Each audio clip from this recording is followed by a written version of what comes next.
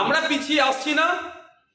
একটা কথা, একটা প্রচার চলছে আইএসএফ কি পিছিয়ে আসলো? আমরা পিছিয়ে আসছি না। একটা কথা মনে করিয়ে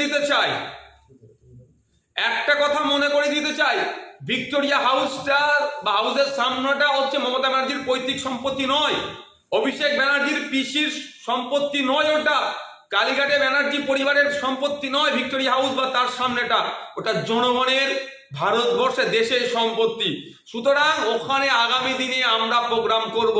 যেভাবে কোর্ট অর্ডার নিয়ে আমরা কলকাতাতেই আমাদের ফাউন্ডেশন ডে উদযাপন করছি, ঠিক একইভাবে কোর্ট অর্ডার নিয়ে দরকার লাগলে আমরা ভিক্টোরিয়া হাউসের সামনেই প্রোগ্রাম করব। মমতা ব্যানার্জিকে বুঝিয়ে দেবো, অভিষেক ব্যানার্জির পিসিকে বুঝিয়ে দেবো, কালীঘাটের ব্যানার্জি পরিবারকে বুঝিয়ে দেবো এটা আপনাদের পৈতৃক সম্পত্তি নয়, এটা জনগণ তথা দেশের সম্পত্তি। এটা মাথায় রেখে আমরা ওখানে প্রোগ্রাম করব। আমাদের কর্মী সমর্থকদের উদ্দেশ্যে বলছি,